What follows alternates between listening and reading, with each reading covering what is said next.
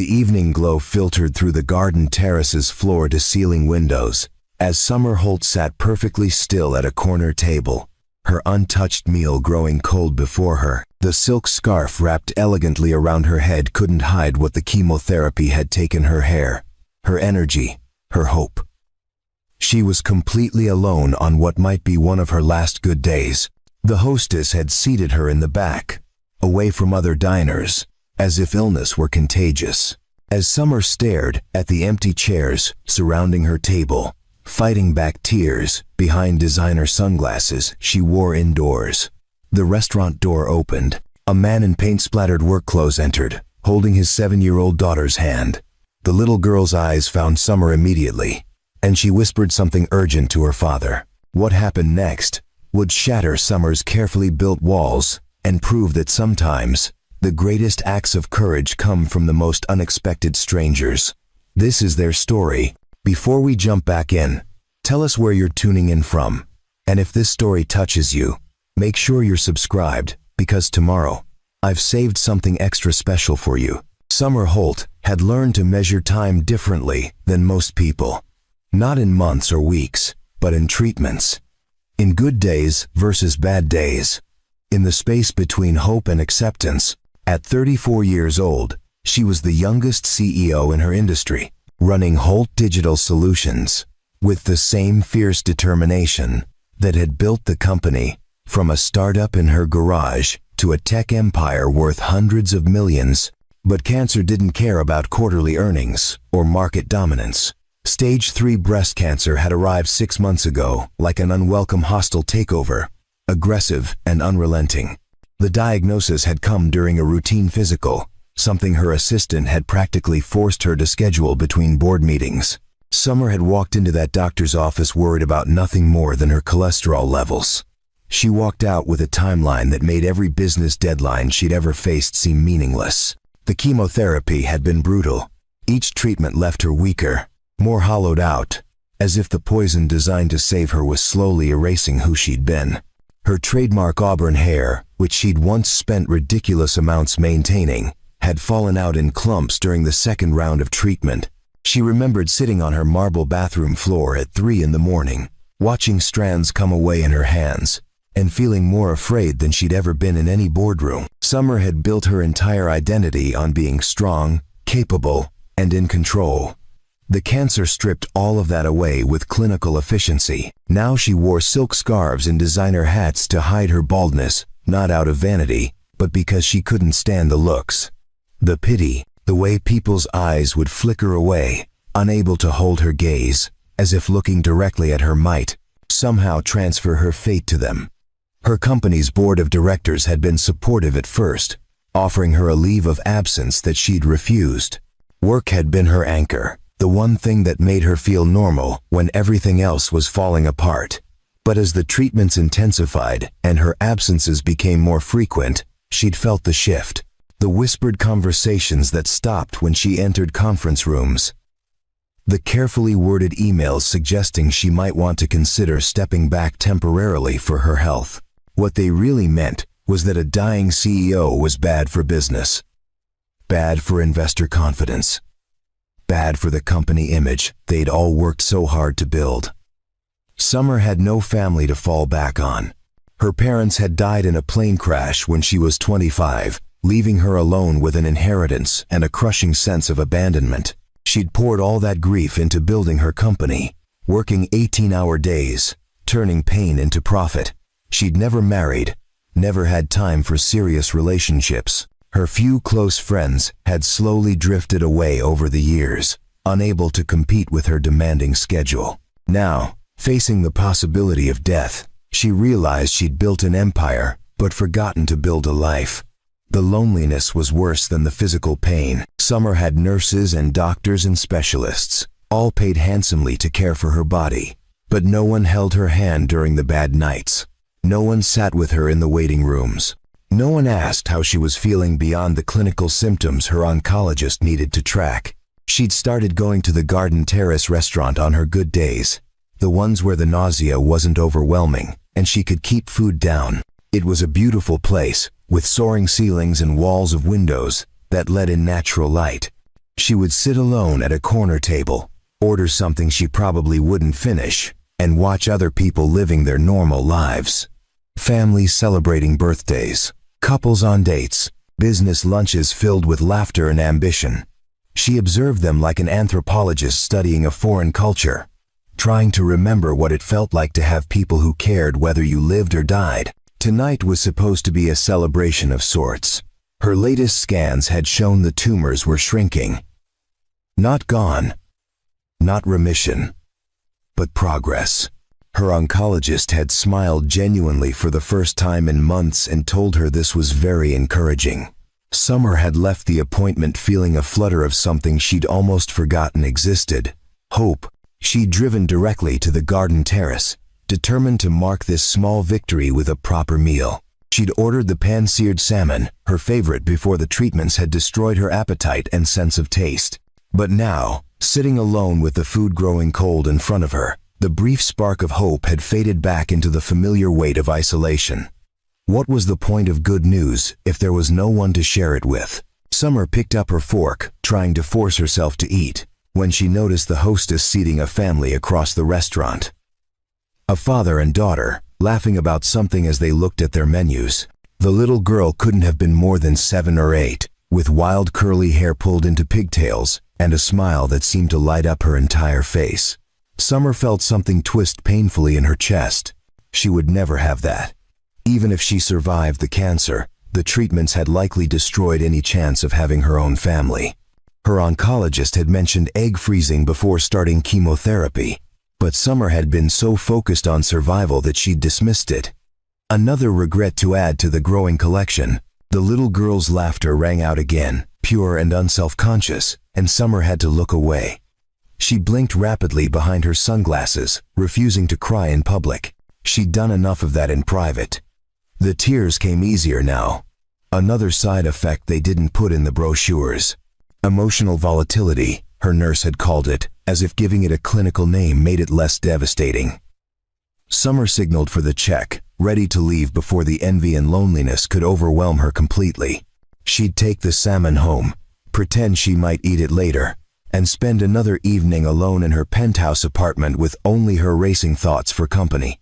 But before the waiter could bring her bill, something unexpected happened. The little girl with the pigtails was suddenly standing beside her table, holding a small stuffed elephant, looking up at Summer with curious, fearless eyes. "Excuse me," the little girl said, her voice clear and confident in the way only young ones who haven't learned fear can manage. "Are you eating all by yourself?" Summer froze, unsure how to respond. Through her sunglasses, she glanced past the girl to see her father standing a few feet away, his expression apologetic but not stopping his daughter. He was tall, maybe late 30s, wearing work clothes marked with paint stains and sawdust. His hands showed the evidence of manual labor, calloused and strong, so different from the soft, manicured hands of the executives she usually dealt with. "I am," Summer finally managed, her voice rougher than intended. "But that's okay." The little girl tilted her head, considering this response with the seriousness of someone much older. "My daddy says nobody should eat alone because food tastes better when you share it with friends. Do you have any friends?" The directness of the question, delivered without any malice or judgment, hit Summer harder than any pitying look ever had. Out of the mouths of the young and innocent came the truths adults learned to dance around. "Not really," Summer admitted, surprising herself with her honesty. "Not anymore." The girl's face crumpled with concern. She held out the stuffed elephant, pressing it into Summer's hands before Summer could protest. "You can borrow Mr. Trunk. He's very good at being a friend. He never gets mad, and he's an excellent listener." Summer looked down at the worn elephant, clearly beloved and frequently hugged, and felt something crack open inside her chest. When was the last time someone had offered her something so pure, so freely given, without expecting anything in return? "I couldn't take your elephant," Summer said softly, trying to hand it back. "It's just for while you eat," the girl insisted. "So you're not lonely. Daddy and I are eating here too, but we could sit with you if you want." Daddy says it's always nice to make new friends, especially people who look sad. Before Summer could respond, the father approached, his hand gentle on his daughter's shoulder. "Rosie, you can't just invite yourself to someone's table," he said, but his eyes were kind when they met Summer's. "I'm sorry if she's bothering you." "She's not," Summer heard herself say, and realized it was true. For the first time in months, someone was treating her like a person rather than a patient or a CEO or a problem to be managed. This girl, this Rosie, saw her simply as someone who might need a friend. The man extended his hand. "I'm Hudson Vaughn. This is my daughter Rosie. She has a gift for spotting people who could use some company." Preparing and narrating this story took us a lot of time, so if you are enjoying it, subscribe to our channel. It means a lot to us. Now back to the story.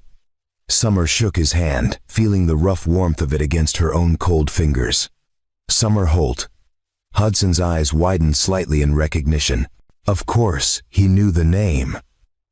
Anyone in the tech industry or business world knew Holt Digital Solutions. But instead of the usual change in demeanor, the way people either became overly deferential or tried too hard to impress her, Hudson simply smiled. "Would you mind if we joined you?" he asked. "Rosie's right that food does taste better with company, and our table over there suddenly seems very far away." Summer should have said no, should have maintained the walls she'd built so carefully. But something about Hudson's genuine smile and Rosie's innocent concern made those walls feel less necessary, less protective, and more like a prison. "I'd like that," she said, and meant it. Hudson helped Rosie into the chair beside Summer, while he took the seat across from them. A waiter appeared, efficiently moving their place settings and menus. Rosie immediately launched into an animated explanation of why the chicken fingers were the best thing on the menu, even though her daddy always tried to make her eat vegetables. "Vegetables are important," Hudson said with practiced patience, clearly having had this conversation many times before. "So are chicken fingers," Rosie countered with impressive logic. "They make you happy, and being happy is important too. Right, Miss Summer?" Summer found herself smiling, really smiling, for the first time in weeks. "I think your daughter might be wise beyond her years. She definitely keeps me on my toes," Hudson agreed, his eyes crinkling with affection as he looked at Rosie. "We come here every Tuesday. It's our special dinner night." "Because Tuesdays are hard," Rosie explained matter-of-factly. "That's when Mommy died. 3 years ago on a Tuesday. So now, we make Tuesdays special instead of sad. Daddy says we get to choose what days mean." The casual way Rosie mentioned her mother's death, as if it were simply another fact about the world, left Summer momentarily speechless. Hudson caught her expression and offered a small, understanding smile. "Rosie's learned to talk about her mother openly," he said quietly. "We've found it's healthier than pretending the sadness isn't there." Summer looked at this man, this single father, who had turned the day of his greatest loss into a celebration with his daughter, and felt something shift inside her. Here was someone who understood grief, who had faced devastating loss, and somehow found a way to keep living, keep loving, keep showing up for Tuesday dinners. "I'm sorry for your loss," Summer said, the words feeling inadequate but necessary. Hudson nodded his thanks. Life has a way of taking unexpected turns. The question is what we do with the turns we're given. Rosie, with the attention span typical of her age, had already moved on to examining Summer's scarf with open curiosity. "Is that silk? It's very pretty. My mommy used to wear pretty scarves too." Summer's hand instinctively went to her head, a protective gesture she'd developed. "Thank you. I wear them because I lost my hair." "Did you lose it like Daddy loses his keys?" Rosie asked innocently. "Maybe we can help you find it." Hudson gently corrected her. "I think Miss Summer means her hair fell out, sweetheart. Sometimes that happens when people are sick." Rosie's eyes went wide with understanding, but there was no fear or revulsion in them, only concern. "Are you very sick? Is that why you're sad?" The simple, direct questions cut through all the corporate euphemisms and careful language Summer had grown accustomed to. No one at her company asked if she was sick anymore. They asked about her prognosis, her treatment schedule, her ability to fulfill her duties. As if she were a machine, being repaired, rather than a person fighting for her life.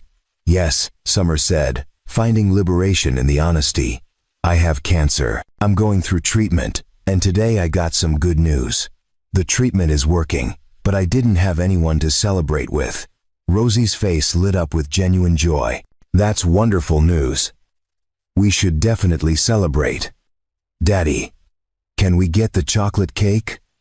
The one with the sparkly candles? We should definitely celebrate. Hudson looked at Summer questioningly. Only if Miss Summer wants to. We don't want to intrude on her evening. But Summer realized she did want it. Wanted this unexpected kindness, this uncomplicated human connection. For months, she'd been drowning in isolation, convinced that her illness had made her untouchable. Yet here was this girl and her father, offering friendship without hesitation or pity. I would love that, Summer said, her voice thick with emotion she no longer tried to hide. I really would. Over the next 3 weeks, Tuesday dinners at the garden terrace became sacred. Summer found herself looking forward to them with an anticipation she hadn't felt about anything in months. Hudson and Rosie had a way of making her feel normal, not like a cancer patient or a CEO, just like Summer. Rosie was endlessly entertaining, bringing drawings she'd made at school to show Summer, explaining elaborate stories about her stuffed animals, and asking questions with the fearless curiosity of someone who hadn't learned that some topics were supposed to be off limits. She wanted to know everything about Summer's company, convinced that running a tech business meant Summer spent all day playing video games. Hudson was different from anyone Summer had ever known. He ran a small painting and restoration business, specializing in historic homes. His hands were always marked with the evidence of his work, paint under his fingernails, calluses from holding brushes and tools. He spoke about his projects with quiet pride, about breathing new life into old buildings, preserving beauty that might otherwise be lost. There was something meditative about the way he described his work, so different from the aggressive, competitive world of tech startups and market disruption that Summer inhabited. Hudson created and restored. He didn't tear down to build up. He found what was valuable and worth saving, then dedicated himself to saving it. Their conversations during those Tuesday dinners ranged from light to profound. Hudson told stories about Rosie's mother, Jessica, who had been a kindergarten teacher with a laugh that could fill a room. He spoke of her not with the raw grief of fresh loss, but with the warm remembrance of someone who had learned to carry love and sorrow together. Jessica had complications during delivery. He explained one evening while Rosie was occupied with coloring at the table. They'd had minutes to say goodbye, minutes to meet their daughter and realize Jessica wouldn't be there to watch her grow up. The doctors had given them a choice: save the mother or save the baby, and Jessica had made the decision before anyone could stop her. Summer watched Hudson's face as he told the story, saw the way his jaw tightened, the way his eyes grew distant with memory. But there was no bitterness in his voice, only a profound sadness mixed with gratitude for the time they'd had. I was angry for a long time, Hudson admitted. Angry at Jessica for choosing to leave me, angry at the universe for the unfairness of it. But then I'd look at Rosie, and I'd see Jessica in every smile, every gesture. Jessica didn't leave me. She gave me the greatest gift she could. She gave me our daughter. Summer found herself sharing things she'd never told anyone, not even the therapist her oncologist had recommended. She described the isolation of her diagnosis, how quickly people had disappeared from her life once they knew, friends who stopped calling because they didn't know what to say, colleagues who treated her differently, as if cancer were catching, or her mortality might somehow affect quarterly projections. She told Hudson about lying awake at 3 in the morning, terrified not just of dying, but of dying alone, of leaving no real mark on the world beyond a company that would continue without her, probably better without her. She'd built an empire, but had no one to leave it to. No legacy beyond profit margins and market share. Hudson listened without trying to fix anything or offer empty platitudes. He simply heard her, acknowledged her fear, and reminded her that she was still here, still fighting, still living. "You know what Jessica told me the day before she died?" Hudson said one evening. She said, "Don't waste your life preparing for death. Living and dying happen simultaneously. Every moment of every day. The question is which one you're going to focus on." Those words stayed with Summer long after she left the restaurant that night. She'd spent 6 months focused entirely on dying, on the cancer, on the treatments and scans and prognosis. She'd forgotten how to focus on living. Rosie had adopted Summer with the wholehearted devotion only a 7-year-old could manage. She saved her best drawings for Summer, brought her favorite books to share, and insisted on teaching Summer the elaborate handshake she'd invented. The girl had declared Summer her very best grown-up friend, and took this responsibility seriously, checking in on how Summer was feeling, reminding her to eat, and offering Mr. Trunk for comfort when Summer mentioned having a particularly difficult treatment. One Tuesday, Summer arrived at the restaurant to find Rosie waiting with barely contained excitement. She'd made something special, a bracelet woven from colorful threads, with beads that spelled out brave. "It's for you," Rosie announced, carefully tying it around Summer's wrist. "Because you're the bravest person I know.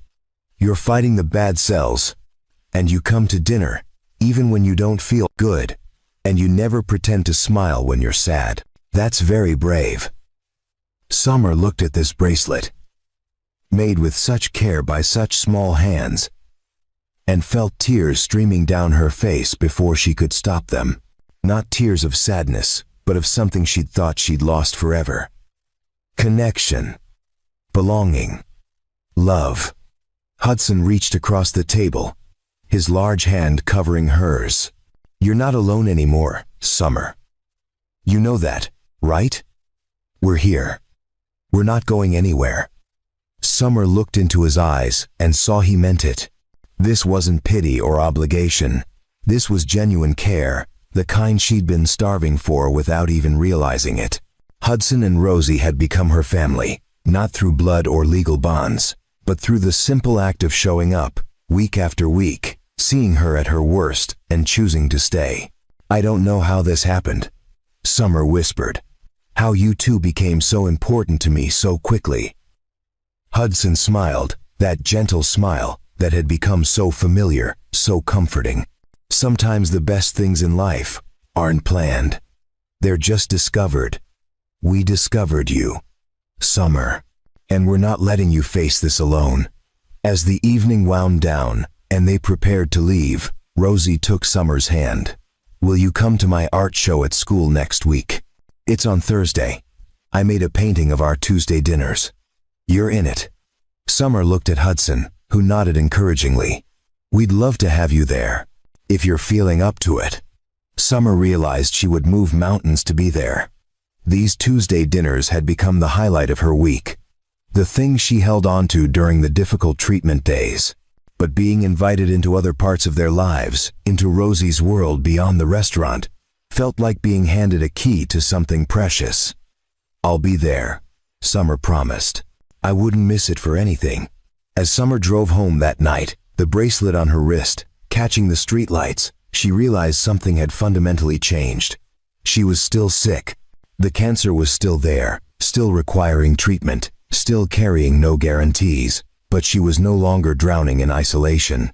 Hudson and Rosie had thrown her a lifeline without even realizing it, and she grabbed hold with both hands. For the first time since her diagnosis, Summer went to sleep thinking not about death, but about life, about art shows and Tuesday dinners and the sound of Rosie's laughter, about Hudson's steady presence and the way he looked at her, not as a patient or a CEO, but simply as Summer, a woman worth knowing, worth saving, worth loving. Rosie's art show was held in the gymnasium of Oakwood Elementary, the walls transformed into a gallery of imagination and innocence. Crayon drawings of families, watercolor sunsets, and clay sculptures lined the display tables, while proud parents milled about with cameras and praise. Summer arrived early, wearing a deep blue silk scarf that Rosie had declared her favorite during their last dinner. The chemotherapy had left her exhausted that week, the side effects more intense than previous rounds, but she'd promised Rosie she would be there, Some promises mattered more than physical comfort. She found Rosie's display near the center of the room, and what she saw made her breath catch. The painting showed 3 figures at a table, rendered in the bold, confident strokes of someone who saw the world in primary colors and absolute truths. A man with kind eyes, a little girl with wild curly hair, and a woman wearing a beautiful blue scarf. Above them, Rosie had painted the words, "My Tuesday family," in careful letters. "Do you like it?" Rosie appeared at her elbow, practically vibrating with excitement. She wore a dress covered in paint stains that no amount of washing had removed, evidence of an artist who threw herself completely into her work. "I love it," Summer said, her voice thick with emotion. "It's the most beautiful thing anyone has ever made for me." Rosie beamed with pride. "That's you in the blue scarf. I painted you smiling because you smile more now than when we first met. Daddy says you're blooming like flowers do in spring after a long winter." Summer knelt down, ignoring the way the movement made her dizzy, so she could look Rosie in the eyes. "Thank you for including me in your family. You and your dad have given me something I didn't know I needed." "Love," Rosie said simply, as if it were the most obvious thing in the world. "Everyone needs love. That's what makes people bloom." Hudson found them there, Summer still kneeling, holding Rosie's hands, both of them with tears in their eyes. He helped Summer to her feet, his hand lingering at her elbow, steadying her. "Are you okay?" he asked quietly, concern evident in his voice. "Better than okay," Summer said, looking between him and Rosie. "I'm exactly where I'm supposed to be." After the art show, Hudson suggested they skip the garden terrace and come to his house for dinner instead. Rosie had been begging to show Summer her room, her extensive stuffed animal collection, and the treehouse Hudson had built in their backyard. Summer agreed without hesitation, curious to see the home that had shaped these 2 people who had become so essential to her life. Hudson's house was a modest craftsman in an older neighborhood, the kind of place that prioritized character over square footage. The porch had a swing, the front yard had a garden, and the whole place radiated warmth and care. Inside, the walls were painted in soft, welcoming colors, professional work that showcased Hudson's skill. Family photos covered every surface, many featuring a beautiful woman with Rosie's eyes and Hudson's smile. "That's Jessica," Hudson said, noticing Summer's gaze. "I want Rosie to grow up surrounded by her mother's presence. She should know the woman who gave everything for her." Rosie dragged Summer on a comprehensive tour, showing her every important location in the house. The kitchen where they made pancakes on Saturday mornings, the living room where they built blanket forts, the shelf in her room dedicated to Mr. Trunk's extended family of stuffed animals, each with their own elaborate backstory. "And this is where Daddy reads to me every night," Rosie said, pointing to a rocking chair in the corner of her room. "He does all the voices. Sometimes he makes me laugh so hard my tummy hurts." Summer watched Hudson in this space, saw how naturally he inhabited fatherhood, how every corner of this home reflected his dedication to raising his daughter with love and intention. There was no staff, no hired help, just a man who had learned to braid hair and pack school lunches and make a home out of grief and determination. While Rosie was washing her hands before dinner, Hudson pulled Summer aside in the hallway. The narrow space put them closer than they'd ever been, close enough that Summer could see the flecks of gold in his brown eyes, close enough to feel the warmth radiating from him. "I need to tell you something," Hudson said, his voice low and serious. "These past few weeks, having you in our lives, it's changed something for me, for both of us. Rosie talks about you constantly. She draws pictures for you at school. She's asked me twice if you can come to her birthday party next month." Summer's heart raced, though whether from Hudson's proximity or his words, she couldn't say. "I'd love to come to her birthday party." "That's not what I'm trying to say," Hudson continued, running a hand through his hair in a gesture of nervous frustration. "I'm trying to say that it's not just Rosie who looks forward to Tuesdays.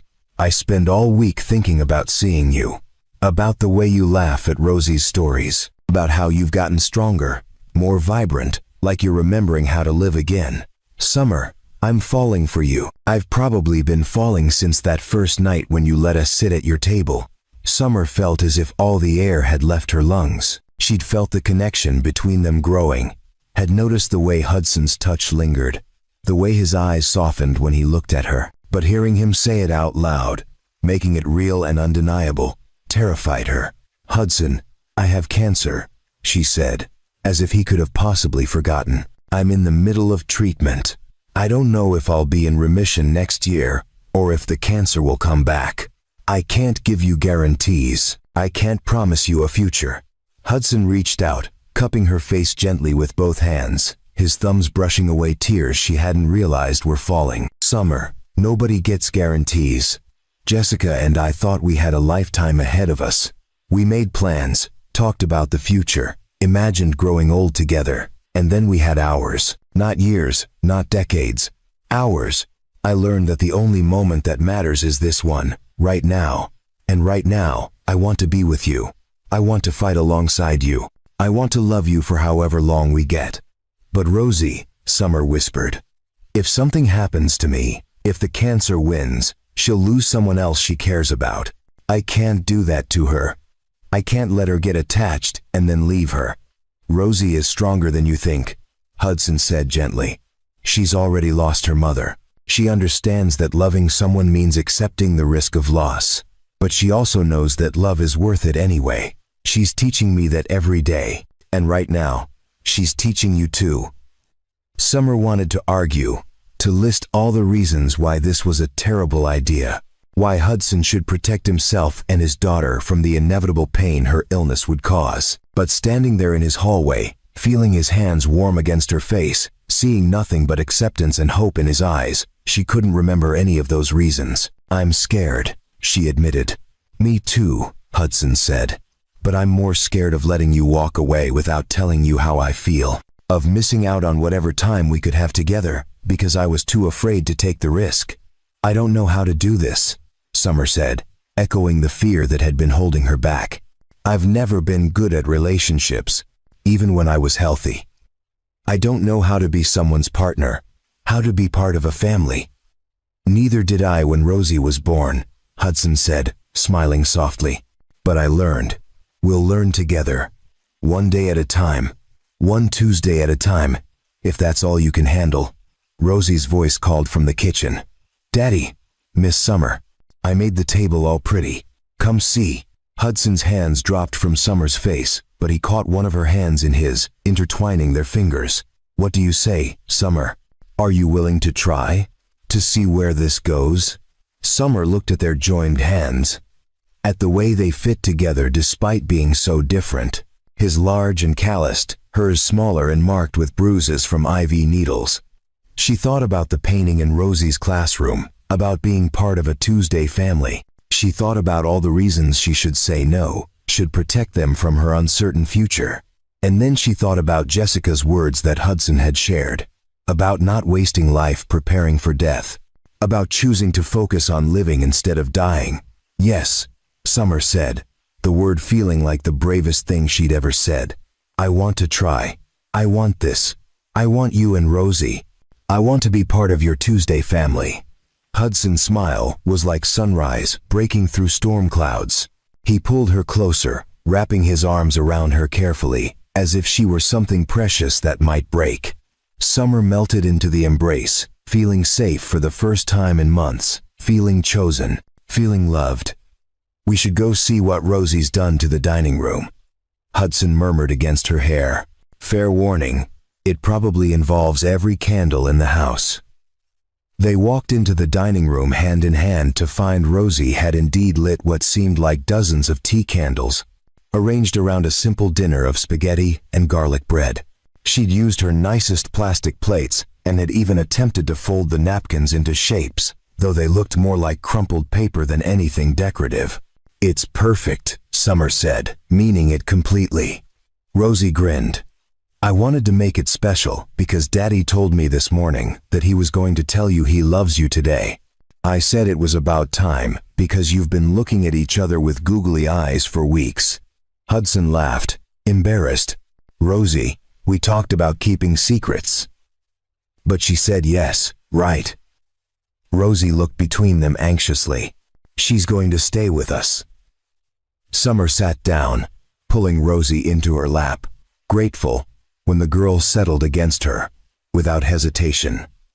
"I'm going to stay," Summer promised, "for as long as I can. Is that okay with you?"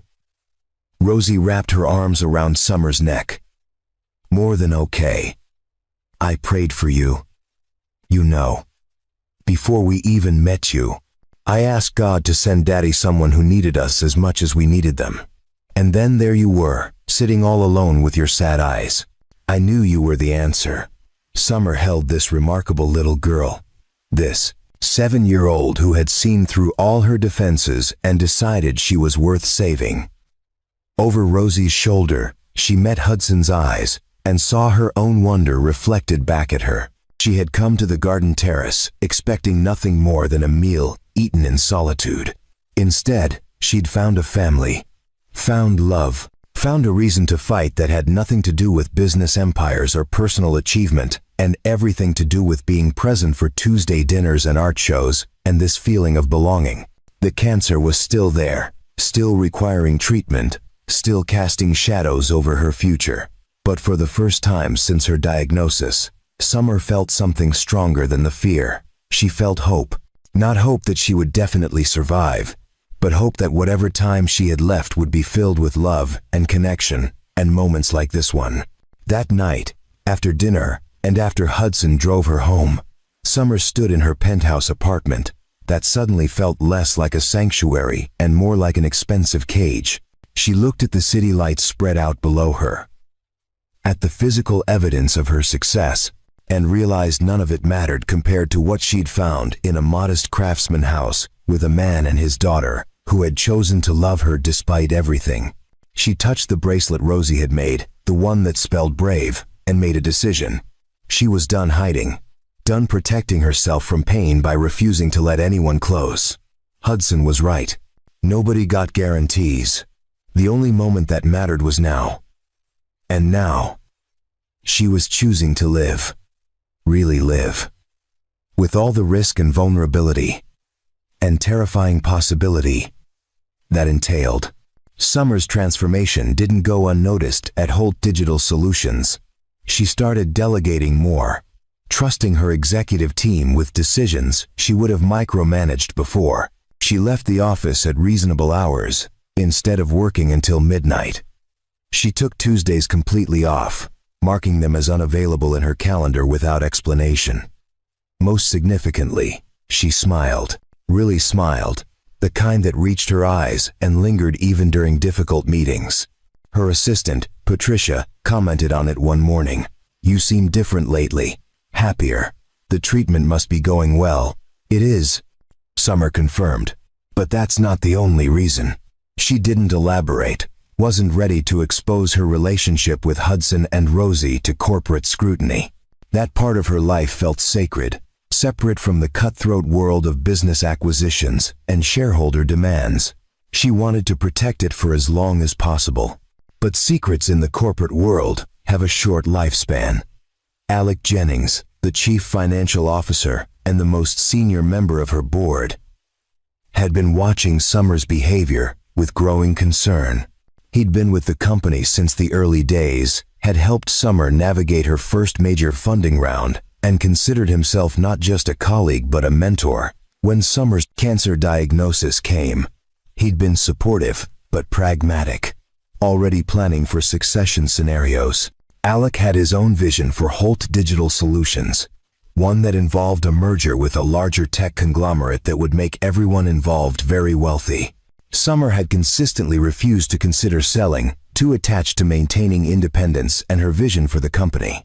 But a sick CEO with uncertain longevity made for excellent leverage in changing her mind. He'd hired a private investigator when Summer's behavior started changing, justifying it as protecting the company's interests. The reports that landed on his desk painted a picture that both surprised and concerned him. Summer Holt, CEO of a multi-million-dollar company, spending increasing amounts of time with Hudson Vaughn, a working-class single father who ran a small painting business, dining at his modest home, attending elementary school functions, forming an obvious attachment to his daughter. To Alec's calculating mind, the conclusion was clear and disturbing. Hudson Vaughn had targeted a vulnerable woman, a cancer patient with no family and considerable wealth. It was a classic con, approaching someone at their lowest point, offering companionship and affection, then slowly positioning himself to benefit financially. Alex scheduled an emergency board meeting, presenting his findings with the grave seriousness of someone exposing a corporate threat. The board members, most of whom had never met Summer's new friends, absorbed the information with varying degrees of shock and concern. "We need to intervene," Alec argued. "Summer isn't thinking clearly. The cancer, the treatments, they're affecting her judgment. This man is obviously taking advantage of her vulnerability. We have a fiduciary duty to protect her and, by extension, the company." Not everyone agreed. Sarah Wilkins, the head of human resources and one of the few women on the board, pushed back. "We don't actually know that he's taking advantage. From these reports, it looks like they're just spending time together. Since when is friendship a corporate concern?" "It's more than friendship," Alex said coldly. "And when our CEO is dying and making questionable personal decisions, it absolutely becomes a corporate concern. What happens when he convinces her to change her will? To leave him controlling interest in the company? We'd be looking at a hostile takeover from someone with no business experience and every motivation to liquidate assets." The fear-mongering worked. By the end of the meeting, the board had authorized Alec to speak with Summer, to express their concerns and strongly recommend she distance herself from Hudson Vaughn. For her own protection, for the company's protection, Alec waited until the end of a particularly long day. Catching Summer as she was preparing to leave the office early for another Tuesday dinner, he knocked on her door frame, his expression grave with manufactured concern. "Summer, do you have a moment? There's something we need to discuss." Summer glanced at her watch but nodded, gesturing for him to sit. "Make it quick. I have plans." "That's actually what I need to talk to you about," Alex said, settling into the chair across from her desk. "Your plans. Specifically, your relationship with Hudson Vaughn." Summer's expression hardened instantly. "My personal life is none of your business, Alec." "Under normal circumstances, I would agree," Alec said smoothly. "But these aren't normal circumstances. You're the CEO of this company. You're fighting a serious illness, and you're making decisions that could have significant consequences. The board is concerned." "The board," Summer repeated, her voice dangerously quiet. "You took my personal relationships to the board?" "We had to," Alec insisted. "Summer, I care about you. We all do. But we're worried that this man, Hudson Vaughn, isn't what he appears to be. He approached you during a vulnerable time. He's inserted himself and his daughter into your life very quickly, and he stands to benefit enormously from a relationship with a wealthy, terminally ill woman." "I'm not terminally ill," Summer snapped. "My last scans showed improvement, and Hudson hasn't asked me for anything. Not money, not favors, nothing." "Not yet," Alex said.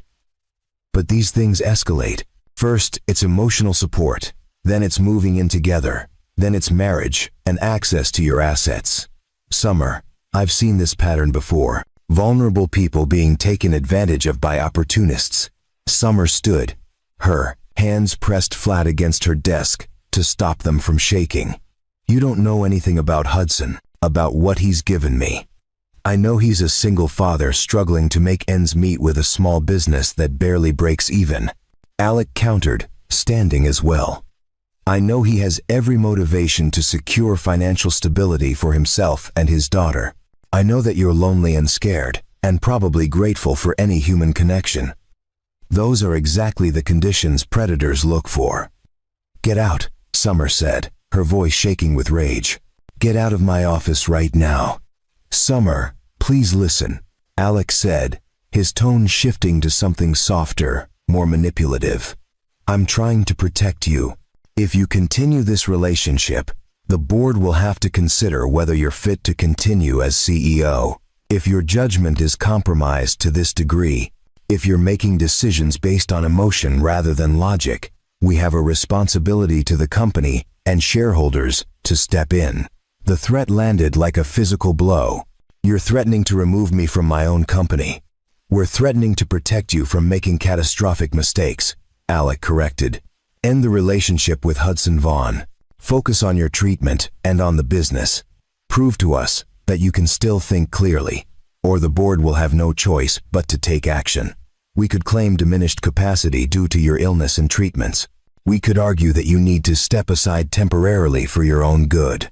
Summer felt the walls closing in, the same trapped feeling she'd experienced during her darkest days after diagnosis. Everything she'd built, everything she'd worked for, being used as leverage to control her personal life. I love him, she said quietly. I love him and his daughter. They've given me a reason to keep fighting. You're asking me to give up the best thing that's happened to me since the diagnosis. I'm asking you to be smart, Alex said. If he really loves you, he'll understand. He'll wait until you're in remission, until you're thinking clearly. But continuing this relationship now, while you're vulnerable and while the board has concerns, will only hurt you. It could hurt him too. We have lawyers, Summer. If we decide he's taking advantage of you, we can make his life very difficult. We can investigate his business, audit his taxes, make it impossible for him to get contracts. Is that what you want? The threat extended beyond just Summer now. They would go after Hudson, destroy his livelihood, all to maintain control over her and the company. Summer thought of Hudson's modest house, his small business that he'd built with his own hands, Rosie's innocent joy. They would crush all of it without hesitation. You can't do this, Summer whispered. We can, and we will, Alex said firmly. For your own good. End it. Summer. End it now. Cleanly. Before this gets uglier than it needs to be. Focus on beating the cancer. Focus on the company. Let this man and his daughter go back to their simple life before you complicate it further. After Alec left, Summer sat in her office as darkness fell outside, the city lights blinking on one by one. She had two choices, both impossible. Fight for her relationship with Hudson and Rosie, risking everything she'd built and potentially destroying Hudson's business in the crossfire. Or end it, return to her isolated existence. Protect them from the corporate warfare that would inevitably follow. She picked up her phone a dozen times, wanting to call Hudson, to hear his voice, to ask him what to do. But she already knew what he would say. He would tell her to fight. He would say they'd face it together. He would put himself and Rosie directly in the line of fire. Summer couldn't allow that. She'd already cost them enough, inserting herself into their peaceful life, letting Rosie get attached, giving Hudson hope for a future that might not exist. The kindest thing, the most loving thing, would be to let them go, to push them away before the board could hurt them, to sacrifice her own happiness to protect theirs. With shaking hands and tears streaming down her face, Summer typed out a text message to Hudson. I can't do this anymore. The relationship was a mistake. Please don't contact me again. I'm sorry. She hit send before she could change her mind, then turned off her phone and sat in the darkness of her office, feeling her heart break into pieces that she wasn't sure could ever be put back together.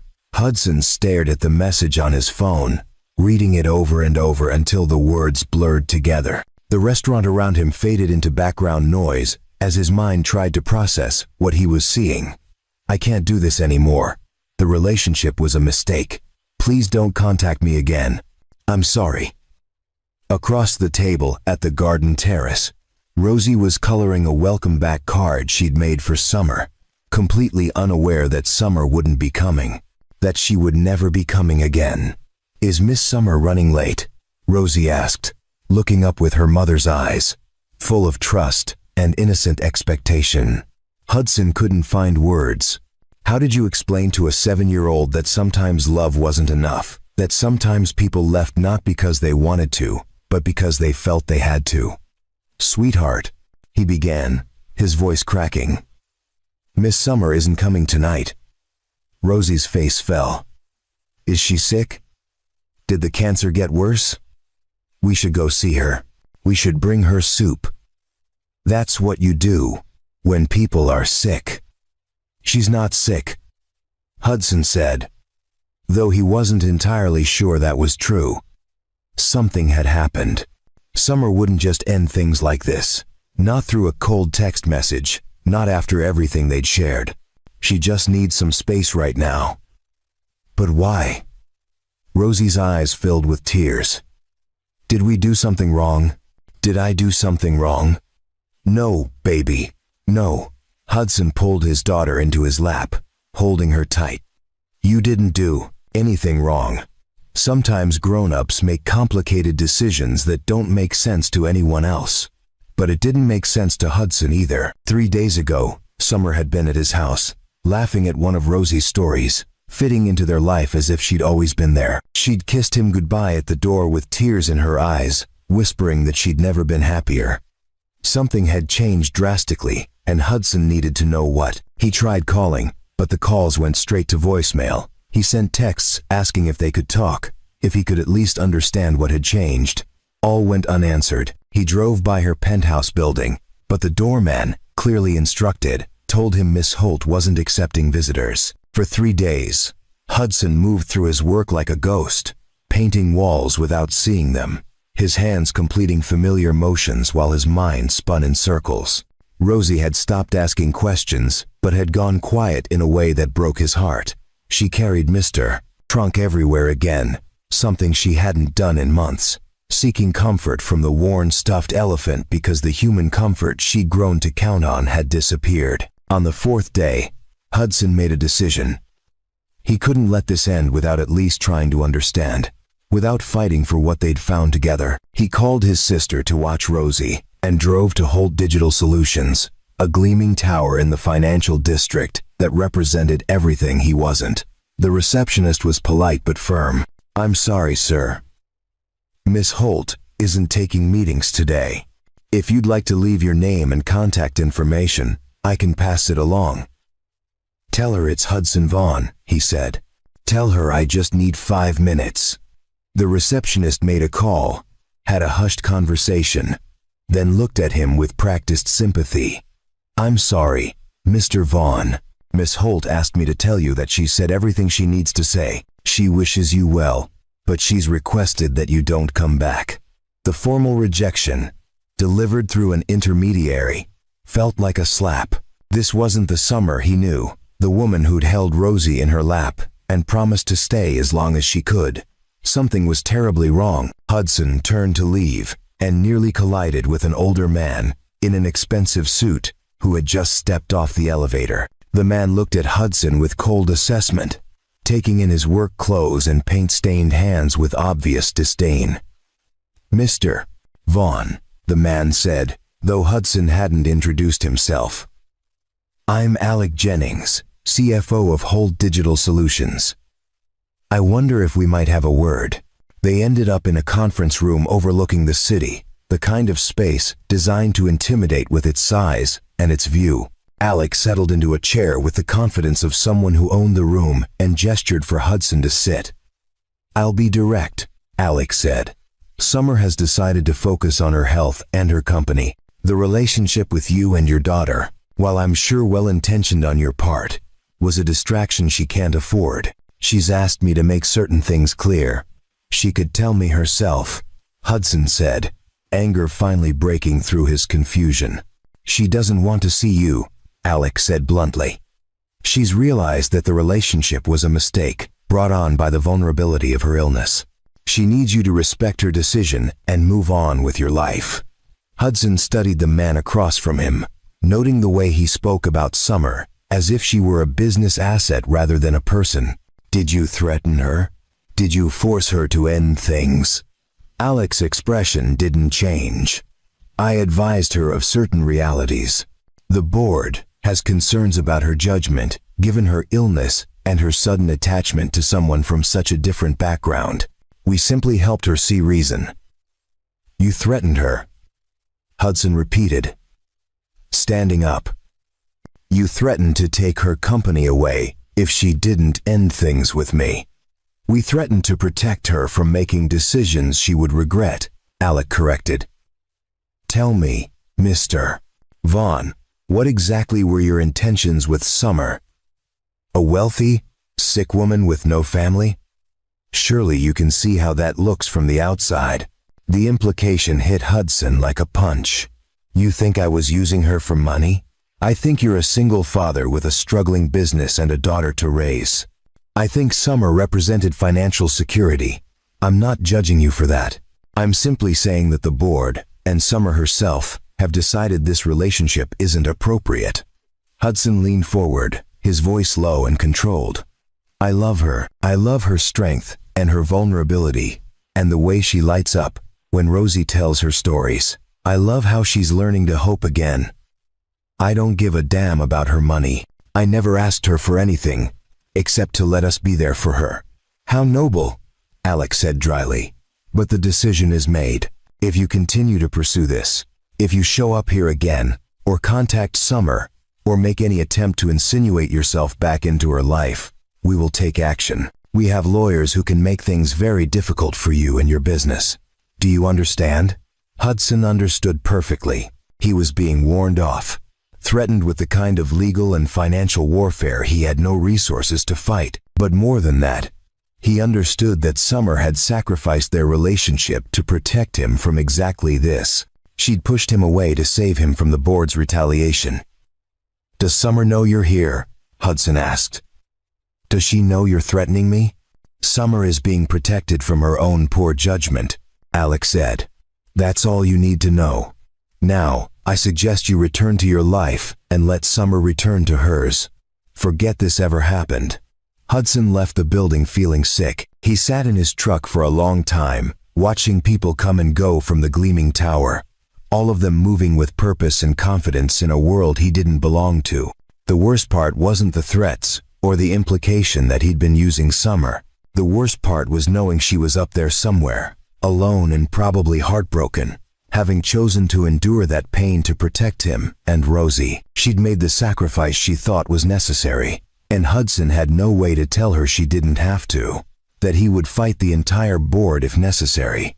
That love was worth the risk. He drove home in a daze, relief flooding through him when he saw Rosie safely playing in the yard with his sister. But when Rosie ran to him asking if he'd seen Miss Summer, if she was coming back, Hudson had to choke back his own tears as he shook his head. That night, after Rosie finally cried herself to sleep clutching Mr. Trunk, Hudson sat in his workshop surrounded by half-finished projects. He picked up a piece of wood, feeling its grain, and thought about what Summer had taught him, that sometimes the most broken things, properly restored, became stronger than they'd ever been before. She thought she was protecting them by pushing them away, but she'd forgotten what she should have learned by now. That real family didn't give up when things got hard. That love meant fighting for each other, not running away to face battles alone. Hudson didn't know how he was going to fix this, how he was going to get past the corporate walls and the board's threats, but he knew one thing with absolute certainty. He wasn't giving up on Summer Holt, not now, not ever. She'd saved him and Rosie from a half-lived life. Now it was time to return the favor, no matter what it cost.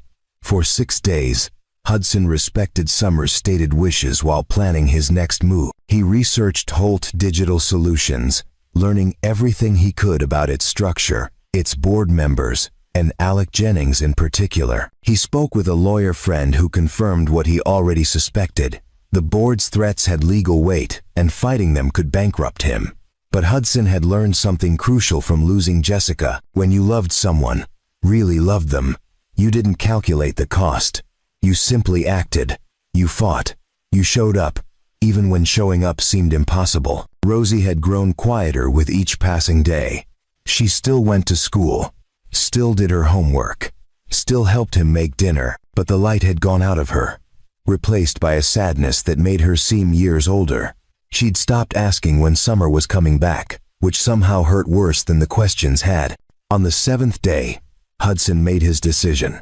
He dressed Rosie in her favorite yellow dress, the one she'd worn to her art show, and told her they were going on an important mission. Are we going to see Miss Summer? Rosie asked, hope flickering in her eyes for the first time in a week. We're going to try, Hudson said honestly. But I need you to be brave, okay? Even braver than usual. They drove to Summer's building, an exclusive, high-rise, in the most expensive part of the city. The doorman recognized Hudson from his previous attempt and stepped forward with practiced authority. "Sir, I've already told you that Miss Holt doesn't wish to receive visitors. I'm going to have to ask you to leave, or I'll need to call security." "Please," Hudson said, keeping his voice calm and respectful. "Just call up to her apartment. Tell her Hudson and Rosie are here. Tell her we're not leaving until she agrees to talk to us." "I can't do that, sir," the doorman said, though his expression showed sympathy. "I have strict instructions." Rosie tugged on the doorman's jacket, looking up at him with tear-filled eyes. "Miss Summer is sick. She has cancer. We love her, and she's all alone up there, and nobody should be alone when they're sick. Please, mister, please just tell her we're here. Tell her we miss her." The doorman's professional facade cracked slightly. He looked between Hudson's determined face and Rosie's pleading expression and sighed. "Wait here." He walked to his desk and made a call, speaking quietly into the phone. When he returned, he shook his head. "I'm sorry. Miss Holt says she appreciates your concern, but asks that you respect her privacy. She doesn't wish to see anyone today." Hudson had expected this. He led Rosie to the small plaza area in front of the building, where a decorative fountain provided seating. They sat down on the edge, and Hudson helped Rosie climb up to stand on the fountain's ledge, making her more visible from the upper floors. "What are we doing, Daddy?" Rosie asked. "We're waiting," Hudson said. "And we're letting Miss Summer know we're not going anywhere. That we're here for her, even if she thinks she doesn't want us to be." Rosie understood immediately. She cupped her small hands around her mouth and called up toward the building. "Miss Summer, it's me, Rosie. We're here. We miss you." Her voice was small against the city noise, but it carried with the clarity of a young one's conviction. Hudson joined in, his deeper voice adding weight to their plea. "Summer, we're not leaving. We need to talk." People passing by stared at them. Some smiled sympathetically, others hurried past, embarrassed by the public display. But Hudson didn't care about the spectators. He cared only about the woman somewhere above them, who had sacrificed her own happiness to protect them. Rosie called out again, her voice cracking with emotion. "Please, Miss Summer, did we do something wrong? We can fix it. We can fix anything if you just talk to us." Inside her penthouse apartment 20 floors above, Summer heard their voices. She'd been sitting by the window for hours, unable to eat, or sleep, or think about anything except the choice she'd made. The text message she'd sent Hudson played on repeat in her mind, each word a fresh wound. Patricia had delivered updates from the office. The board was satisfied with her decision. Alec had personally commended her for being reasonable. Plans were moving forward for the merger he'd been pushing for months. Everything was returning to normal. Except nothing was normal. Nothing would ever be normal again. Summer had convinced herself she was doing the right thing, protecting Hudson and Rosie from the corporate warfare that would have destroyed their peaceful life. But sitting alone in her expensive apartment, she realized she'd made the same mistake her father figure Alec had made. She'd decided what was best for them without asking. She'd taken away their choice. When she heard Rosie's voice calling her name, small and desperate and refusing to give up, something inside Summer shattered. She wheeled herself to the window and looked down to see them in the plaza. Hudson standing with his hand on Rosie's shoulder. Rosie waving up at the building with frantic hope. They'd come for her, despite her rejection, despite the text message, despite every barrier she'd tried to put between them, they'd come. Because that's what family did. They showed up. They fought. They refused to accept abandonment as the final answer. Summer thought about all the board meetings she'd dominated, all the negotiations she'd won through sheer force of will. She'd built an empire by refusing to back down, by fighting for what she believed in. When had she forgotten how to fight for herself? For her own happiness? Alec had threatened to take her company if she didn't comply. Fine. Let him try. She'd built Holt Digital Solutions once. She could build something new if necessary. But Hudson and Rosie, they couldn't be rebuilt. They couldn't be replaced. They were once in a lifetime, and she'd been a fool to push them away. Summer grabbed her phone, her silk scarf, and her purse. She didn't bother with the elevator, knowing security would try to stop her if they got word she was leaving. Instead, she took the service elevator, the one the maintenance staff used, gambling that it wouldn't be monitored as closely. Her hands shook as she maneuvered her wheelchair through the building's back corridors. She'd never done this before, never had reason to learn the service routes, but determination carried her forward, past surprised staff members who were too shocked to stop her.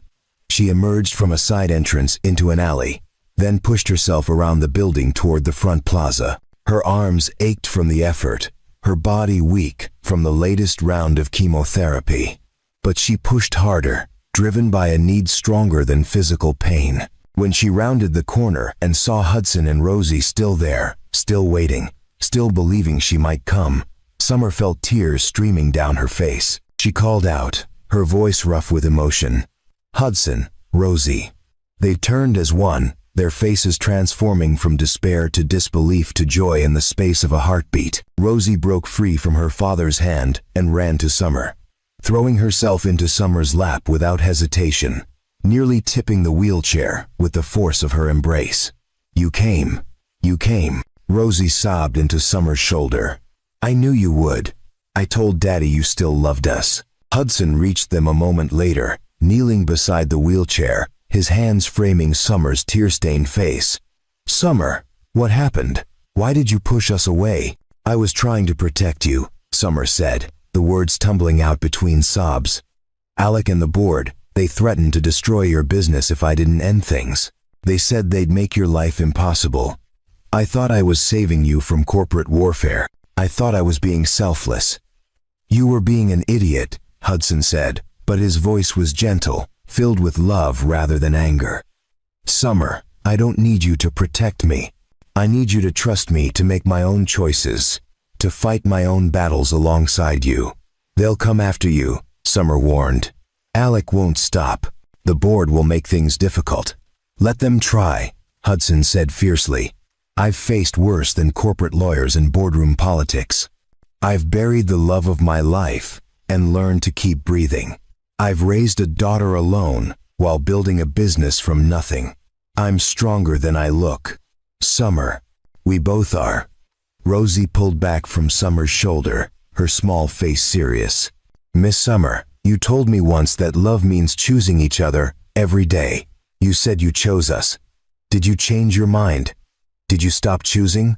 The question, delivered with such innocent directness, cut to the heart of everything. Summer cupped Rosie's face with shaking hands. "I never stopped choosing you, sweetheart. I just forgot for a little while that choosing you meant being brave enough to fight for us.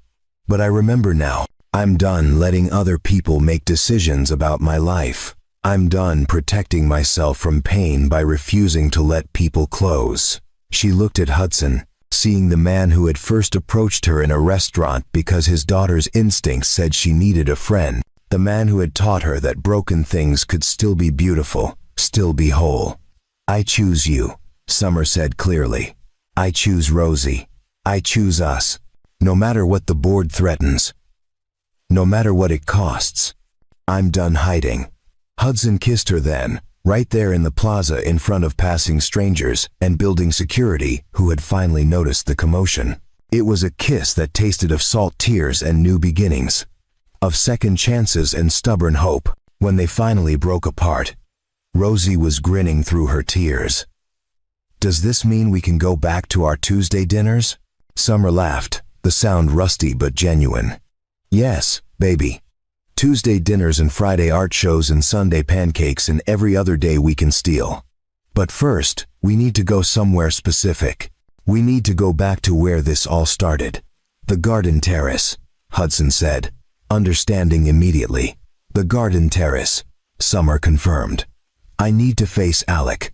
I need to make him understand that I'm not backing down. And I want to do it at the place where I first learned what it meant to be truly seen." They made their way to the restaurant, an unlikely trio that drew curious glances. The hostess at the garden terrace recognized them immediately, her face lighting up. "Your usual table?" she asked, as if no time had passed. as if the past week of heartbreak hadn't happened. "Please," Summer said. "And we might be expecting another guest. Someone who needs to learn an important lesson about what really matters." They settled at their corner table, the same one where Hudson and Rosie had first approached a lonely woman on what might have been one of her last good days. Summer felt the rightness of being back here, of coming full circle to the place where her life had truly begun. She pulled out her phone and composed a message to Alec, her fingers steady now with certainty. "I'm at the garden terrace. Come meet me. We need to talk about my future with the company and my future with Hudson. You don't get to decide either one. I do. If you want to challenge that, come face me in person. Otherwise, accept that things are changing, whether you like it or not." She hit send and then set her phone down, taking Hudson's hand on one side and Rosie's on the other. Whatever happened next, they would face it together, as a family, as partners, as people who had chosen love over fear. They didn't have to wait long. 20 minutes after Summer sent her message, Alec Jennings strode into the garden terrace like a man preparing for battle. His expensive suit was immaculate, his expression controlled, but Summer could see the anger simmering beneath his professional facade. The hostess tried to approach him, but he brushed past her, his eyes locked on Summer's table. Other diners looked up at the disturbance, sensing drama unfolding. "Summer, this is completely inappropriate," Alec said as he reached their table, his voice low but intense. "We need to discuss this privately, not in a public restaurant with—" He glanced dismissively at Hudson and Rosie. "With these people present." "These people," Summer said calmly, "are my family. Anything you need to say to me can be said in front of them." Alec's jaw tightened. He pulled out a chair and sat without being invited, leaning forward with the aggressive posture of someone used to intimidating opponents into submission. "You're making a terrible mistake," he said. "I spoke with Mr. Vaughn at the office. I made the situation very clear. The board will not tolerate you continuing this inappropriate relationship while serving as CEO. Your judgment is compromised." "My judgment has never been clearer," Summer countered. "You threatened me, Alec. You used my company, the thing I built from nothing, as leverage to control my personal life. That's not protecting me. That's manipulation." "I'm protecting the company," Alec insisted. "And protecting you from a man who is obviously using you for financial gain. Look at him, Summer. Look at where he comes from. What could he possibly want from you besides money?" Hudson started to respond, but Summer squeezed his hand, asking him silently to let her handle this. She'd spent too long letting other people fight her battles. "What Hudson wants," Summer said clearly, "is exactly what he's given me. Kindness, acceptance, love. He's never asked me for money, never mentioned my wealth, never treated me like a business opportunity. He treated me like a human being when everyone else, including you, treated me like a problem to be managed." "You're sick," Alec said, his voice taking on a patronizing tone. "The cancer, the treatments, they're affecting your thinking. You're not capable of making sound decisions right now. Don't you dare." Summer's voice turned to steel. "Don't you dare use my illness as an excuse to dismiss my choices. I have cancer, Alec. I'm not incompetent. I'm not a helpless invalid who needs you to make decisions for me." "The board disagrees," Alec said coldly.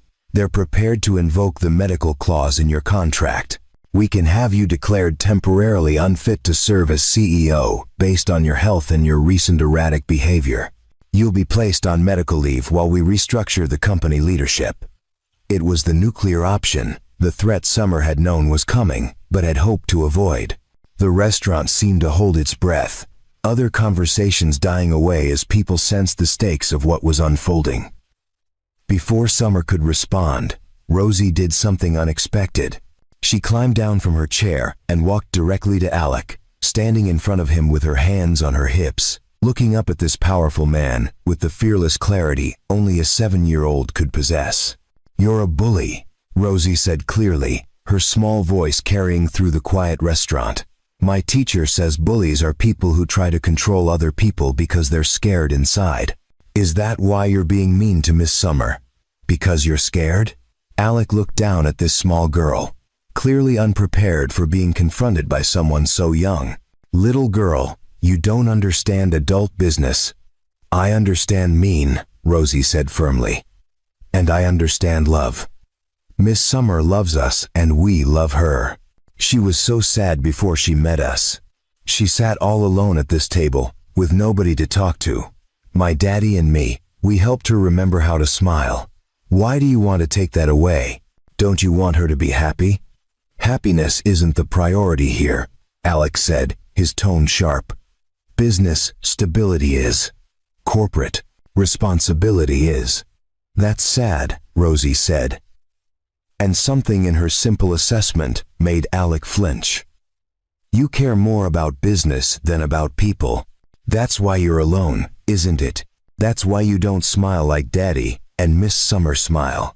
Hudson gently called Rosie back to their side of the table, but the damage to Alec's composure was done. He looked shaken, as if a mirror had been held up showing him something he'd been avoiding seeing. Summer, Alec began, his voice less certain now. I'm trying to do what's best. For whom? Summer challenged. For me? Or for the merger you've been pushing? For months. The one that would make you and the other board members incredibly wealthy but would gut everything I built? Is that what this is really about, Alec? You need me compliant and focused so you can sell my company out from under me? Alec's silence was answer enough. Summer saw the calculation in his eyes, the way he was reassessing his approach now that his true motivations had been exposed. I've been reviewing the board minutes, Summer continued. Did you think I wouldn't notice? All those closed sessions I wasn't invited to. The discussions about merger opportunities and buyout offers. You've been planning this for months, waiting for an opportunity to push me aside. My cancer diagnosis must have seemed like a gift, a perfect excuse to claim I wasn't fit to lead. You're paranoid, Alex said, but the denial lacked conviction. I'm observant, Summer corrected, and I'm done playing games. Here's what's going to happen. You're going to return to the board and tell them that I'm remaining as CEO, that I'm in full control of my faculties and my decisions, that my personal life is exactly that, personal, and has no bearing on my ability to lead the company. And if I refuse? Alec challenged. Then I'll take this public, Summer said calmly. I'll hold a press conference and explain exactly how my board of directors tried to use my cancer diagnosis to force me out so they could sell the company against my wishes. I'll detail the threats you made against Hudson and his business. I'll expose every unethical tactic you've employed. The PR nightmare alone will tank any merger discussions, and I'll make sure everyone knows exactly who was responsible. Alec paled. Public opinion was a powerful weapon, and Summer wielded it with the precision of someone who understood corporate warfare better than he'd given her credit for. You wouldn't, he said, but it sounded like a question. Try me, Summer said. I have nothing left to lose, Alec. You've already threatened everything I care about. The company, Hudson, my autonomy. What more can you take? But you have everything to lose. Your reputation, your career, your precious merger deal. So the question is, are you willing to risk all of that to continue trying to control me? The standoff stretched between them, tension thick enough to cut. Other diners were openly watching now, their meals forgotten in the face of this very public drama. Finally, Alex stood, adjusting his jacket with jerky movements that betrayed his agitation. This isn't over, he said, the threat empty compared to his earlier confidence. Yes, it is, Summer said firmly. It's over because I say it's over. You're fired, Alec. Effective immediately. I'll have HR send the formal paperwork. But consider this your official notice. You've lost sight of what matters, and I won't have someone like that in a leadership position at my company. Alec's face flushed with anger and humiliation. You can't fire me. The board has to approve that. Check the bylaws, Summer said. As CEO and majority shareholder, I have the authority to dismiss executive officers for cause, and attempting to blackmail me definitely qualifies as cause. You can fight it if you want, but I have documentation of every threat you made, every manipulation you attempted. Do you really want this to go to court? The fight drained out of Alec visibly. He looked around the restaurant at all the witnesses to his defeat, then back at Summer, with something that might have been grudging respect, mixed with bitterness. You've changed, he said quietly. I've remembered who I am, Summer corrected. I'm someone who fights for what matters. And Hudson and Rosie matter more than corporate politics or board approval or any merger deal. They matter more than anything. Alec left without another word, his exit lacking the dramatic flair of his entrance. He simply walked out, a defeated man who had gambled on controlling someone he'd underestimated. As soon as he was gone, the restaurant erupted in spontaneous applause. Summer realized their entire confrontation had been witnessed by dozens of people, all of whom had apparently been rooting for her side of the conflict. She looked at Hudson and Rosie, seeing her own relief and triumph reflected in their faces. Rosie climbed back into her lap, hugging her tightly. You were so brave, Miss Summer, Rosie whispered. Just like your bracelet says. Summer looked down at the thread bracelet still on her wrist, the one that spelled brave in colorful beads. She'd worn it every day since Rosie had given it to her, a talisman of the courage she'd forgotten she possessed. Hudson reached across the table, taking her free hand. Are you okay? That was intense. I'm better than okay, Summer said, and realized it was true. Standing up to Alec, refusing to let fear control her decisions, had been terrifying and liberating in equal measure. I feel like I can breathe again for the first time in weeks. What happens now? Hudson asked. With the company? With everything? Now, Summer said. We figure it out together. I need to deal with the board fallout, restructure leadership, probably fight off a few more merger attempts. But I'll do it on my own terms, making my own choices. And at the end of every Tuesday, I'll be right here, at this table, with the two people who taught me what really matters. The hostess approached tentatively, clearly unsure whether they wanted privacy after such a public scene. Can I get you anything? Dinner? Dessert? Summer looked at the menu, then at Rosie's hopeful face, and smiled. Chocolate cake. The one with the sparkly candles. We're celebrating. Celebrating what? Rosie asked. Freedom, Summer said simply. And family. And choosing love over fear. The aftermath of Summer's confrontation with Alec sent shockwaves through Holt Digital Solutions. By the next morning, news of the CFO's firing had spread through the company, along with wildly varying accounts of what had happened at the Garden Terrace. Summer called an emergency board meeting, walking into the conference room with Hudson by her side, a choice that made several board members visibly uncomfortable. She'd asked him to be there, wanted them to see the man they'd so casually threatened without ever bothering to know. I'm sure you've all heard that I terminated Alec Jennings yesterday, Summer began without preamble. Before any of you object or threaten legal action, I want you to understand exactly why. She laid out everything methodically, producing documentation of Alec's threats against Hudson, evidence of the merger discussions he'd been conducting behind her back, and copies of communications showing he'd been actively undermining her authority while claiming to protect her. Alec used my cancer diagnosis as leverage to try to control my personal and professional decisions, Summer said, her voice steady and clear. He threatened a man whose only crime was caring about me. He tried to force me to choose between my company and my happiness. And he did all of this, claiming it was for my own good. The board members shifted uncomfortably. Sarah Wilkins, the head of HR, who had pushed back against Alec's initial concerns, spoke first. Summer, many of us had no idea it had gone this far. Alec presented your relationship with Mr. Vaughn as a judgment issue, not a personal vendetta. Which is exactly the problem, Summer said. You were all too willing to assume that my cancer made me incapable of making sound decisions. You saw me as a liability instead of as the person who built this company from nothing." She paused, making eye contact with each board member in turn. "I have cancer.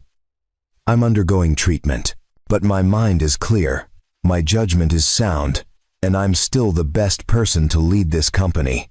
If any of you disagree, you're welcome to resign, but I will not tolerate anyone using my illness as an excuse to undermine my authority or control my personal life." One of the older board members, Gregory Shaw, cleared his throat. "Miss Holt, I think I speak for several of us when I say we owe you an apology. We allowed Alec to frame this situation in a way that made us complicit in some deeply inappropriate behavior. We should have questioned his motives more carefully." "Yes, you should have," Summer agreed. "But more than that, you should have talked to me directly, asked me about my treatment, my prognosis, my capacity to continue leading. Instead, you had private meetings and made decisions about my fitness without ever consulting me." "You're right," Sarah said quietly. "We treated you like a problem to be solved instead of a colleague to be supported. That was wrong, and I'm sorry."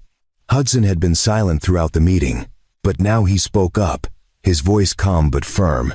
"Can I say something?" The board members looked surprised that he would address them directly, but Summer nodded encouragingly. "I'm not a businessman," Hudson began. "I paint houses and restore old buildings. I don't understand corporate politics or board dynamics, but I understand people. And I understand what it looks like when someone is being broken down instead of built up." He looked around the table, meeting the eyes of people who had far more education and wealth than he did, but who had forgotten something essential about humanity.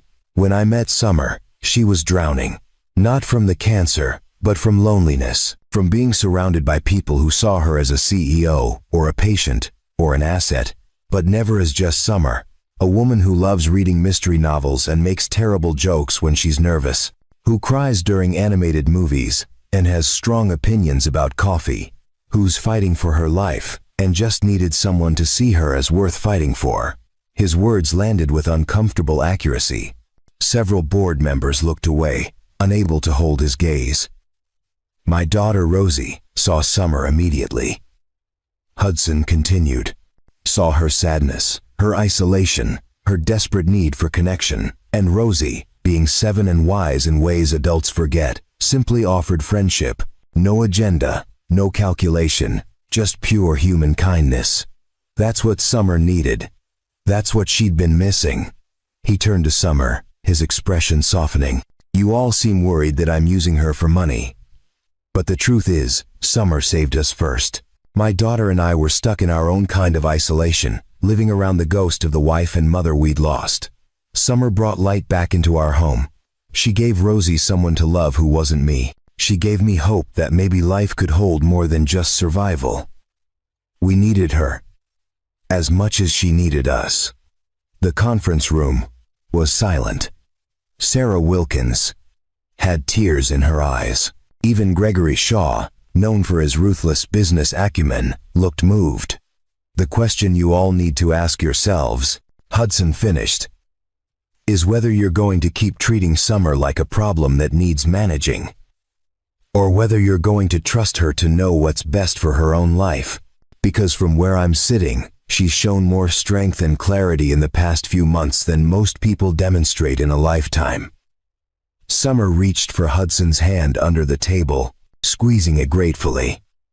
He'd articulated what she'd been trying to make them understand. Stripped away all the corporate language to expose the essential human truth underneath. Gregory Shaw spoke first. "Mr. Vaughn, you're right. We've been treating Summer as if her value was purely professional, forgetting that she's a person first and a CEO second. That was short-sighted and cruel, even if unintentionally so." He turned to Summer. "I move that we formally acknowledge your continued fitness to serve as CEO, and that we commit to supporting your treatment and recovery without questioning your judgment or authority." All in favor? The vote was unanimous. Summer felt something release in her chest, a tension she'd been carrying since the first board meeting where Alec had raised concerns about her capability. "Thank you," she said simply. "I know I scared you all when I got sick. I scared myself. But I'm still here. I'm still fighting. And I'm still the best person to lead this company into the future. The only difference now is that I have people in my corner who remind me why that future is worth fighting for." After the meeting ended and the board members filed out, Sarah lingered behind. She approached Summer hesitantly. "Can I share something personal?" Sarah asked. Summer nodded. "My sister had breast cancer 5 years ago," Sarah said, quietly. "Stage 3. Like you. The treatments were brutal, and she lost almost everyone in her life because people didn't know how to handle it. They disappeared rather than face their own discomfort with her mortality. She survived the cancer, but told me the loneliness almost killed her." Sarah's eyes filled with tears. "When Alec brought his concerns to the board, I should have pushed back harder. I should have recognized what he was really doing. I should have protected you better. I'm so sorry, Summer. You deserved better from all of us." Summer stood and pulled Sarah into a hug, feeling the other woman's genuine remorse. "We're moving forward," Summer said. "All of us. Together." Over the next few weeks, the dynamics at Holt Digital Solutions shifted dramatically. Summer brought in new leadership to replace Alec. People who understood that supporting their CEO meant supporting her whole life, not just her professional performance. She restructured board meeting schedules to accommodate her treatment calendar without apology. Most significantly, she stopped hiding. She attended company events with Hudson and Rosie, introducing them proudly as her family. She spoke openly in team meetings about her cancer journey, normalizing conversations about illness and recovery. She demonstrated that vulnerability and leadership weren't mutually exclusive. The company culture began to change. People started talking more openly about their own struggles, their own needs for flexibility and support. Work-life balance became a priority rather than a buzzword. Summer's willingness to be fully human, to acknowledge her limitations while still leading effectively, gave others permission to do the same. One afternoon, Summer sat in her office with Hudson and Rosie, the three of them working on a puzzle while Summer took calls and reviewed documents. It was a strange tableau, the CEO multitasking between corporate responsibilities and family time. But it felt right. Felt whole. "Miss Summer," Rosie said, carefully placing a puzzle piece. "Are you still sick?" "I am," Summer said honestly. "The cancer is getting smaller, but it's still there. I have more treatments ahead of me." "But you're not sad anymore," Rosie observed. "Not like when we first met you." Summer considered this. "No, I'm not sad anymore. I'm still sick, and sometimes I'm scared, and some days the treatments make me feel awful. But I'm not alone. That makes all the difference." Hudson looked up from the puzzle, his eyes warm. "You know what Jessica used to say? That life isn't measured in years, but in moments.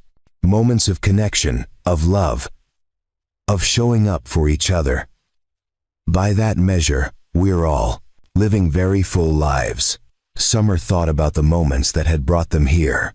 A chance encounter at a restaurant, a little girl's instinct for loneliness, a man brave enough to approach a stranger, her own decision to fight for happiness despite the risks. "I used to think success meant building something that would outlast me," Summer said.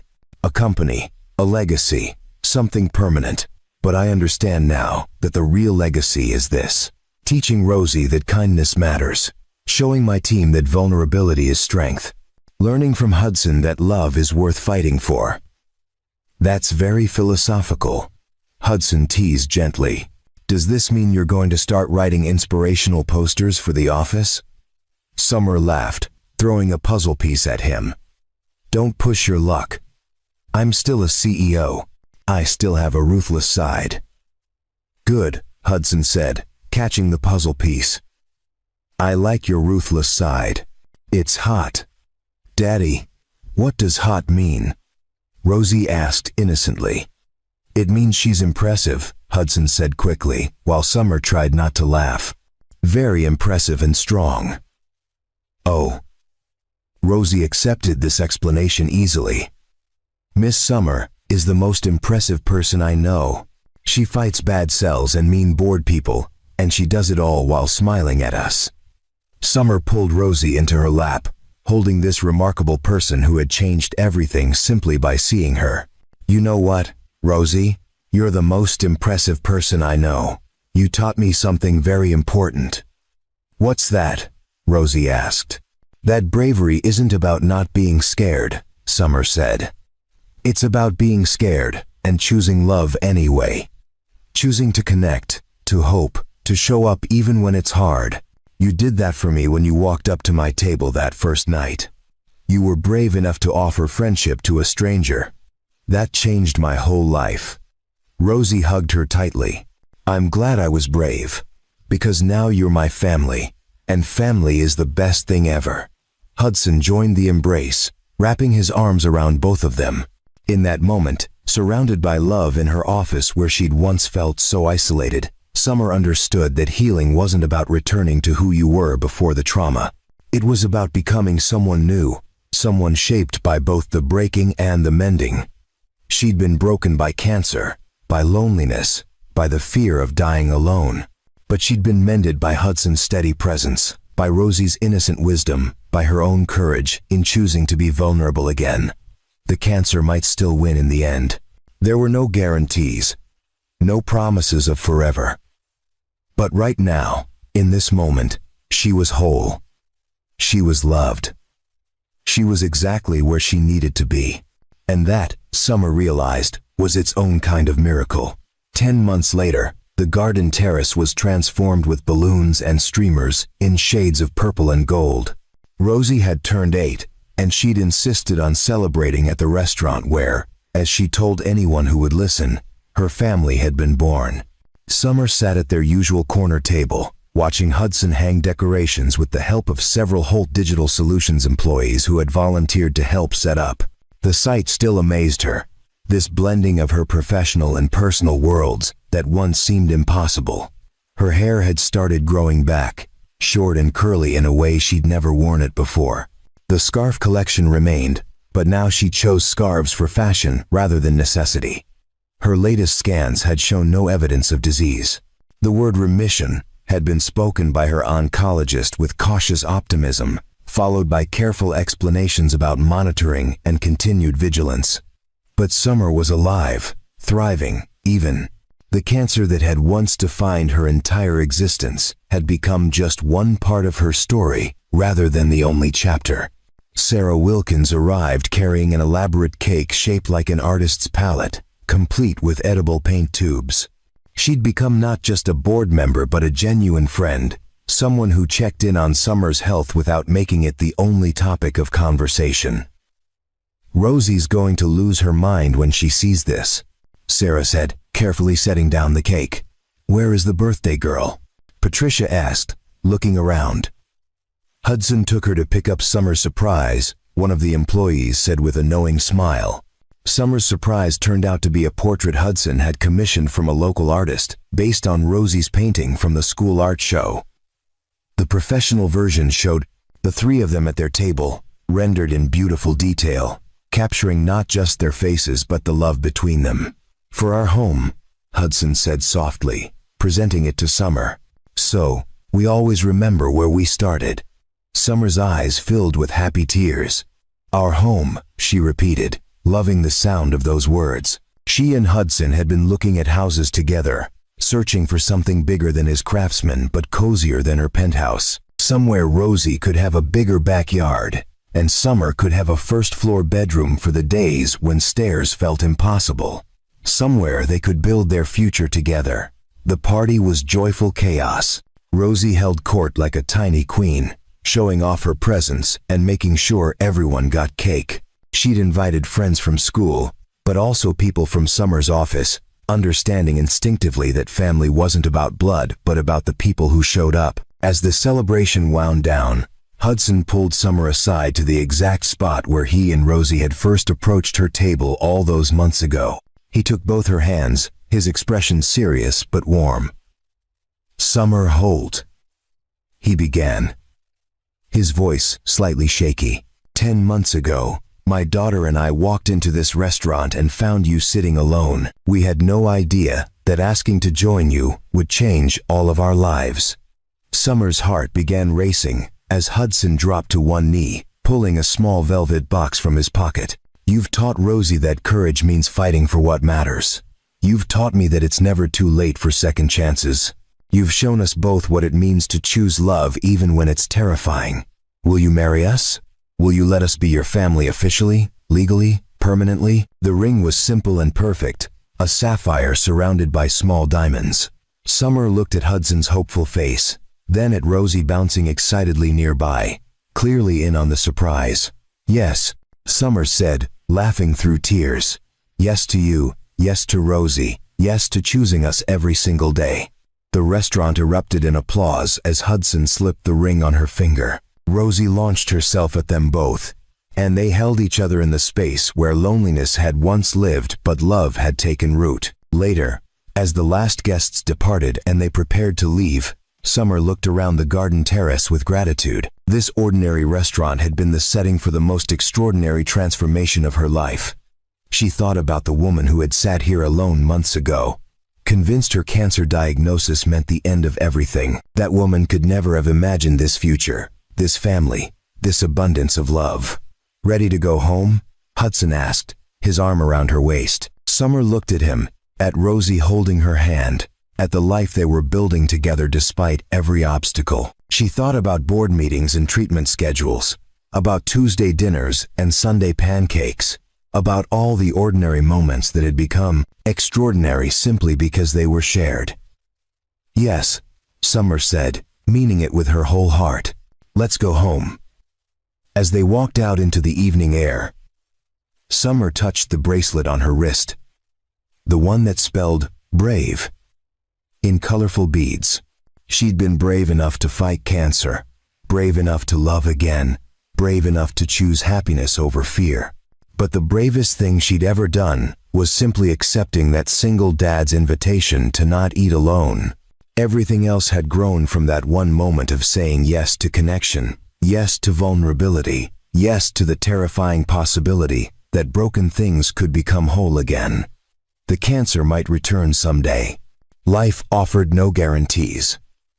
But Summer had learned that the only moment that mattered was this one, right now, walking between the two people who had saved her by letting her save them in return. And in this moment, she was exactly where she belonged. Up next, you've got 2 more standout stories right on your screen. If this one hit the mark, you won't want to pass these up. Just click and check them out. And don't forget to subscribe and turn on the notification bell so you don't miss any upload from us.